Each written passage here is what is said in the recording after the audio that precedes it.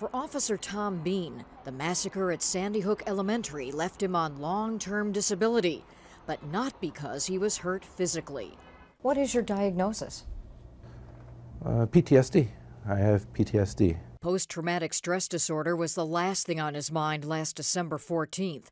Officer Bean, off duty that day, dropped everything when he heard the call for help at Sandy Hook. He came face to face with the horror of seeing the bodies of 20 children and 6 adults.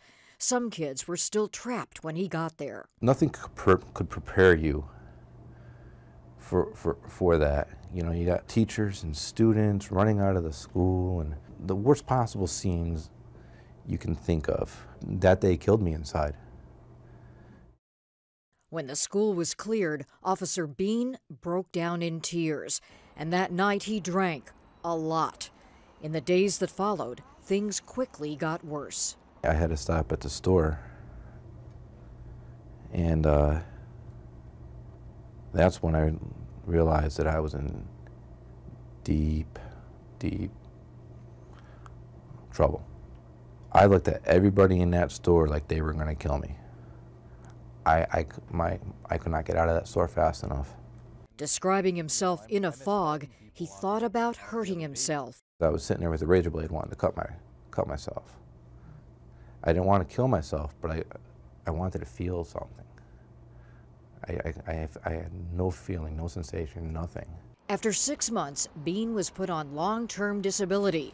Then a letter from the police chief confirmed he was permanently disabled, and Chief Michael Kehoe suggested possible termination. In Connecticut, one of the problems is this. Workers' comp does cover physical injuries, but not mental health care, including post-traumatic stress. And a bill that would have made that possible didn't get very far in the legislature this year. Bean says the city told him they can only afford to pay him 2 years of long-term disability because that's the length of their policy, despite a police contract that covers the 12 years till he retires.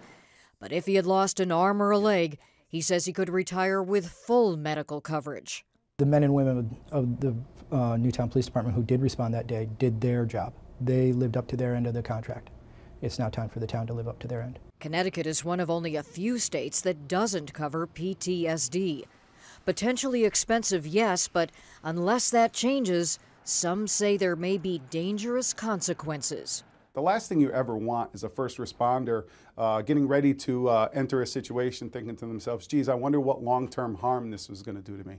If taxpayers had to front the bill for Officer Bean until his retirement in 12 years, the union estimates it would cost about $350,000. What do Newtown officials think about it? For now, the chief says, the city's been advised not to comment. Susan Candiotti, CNN, New York.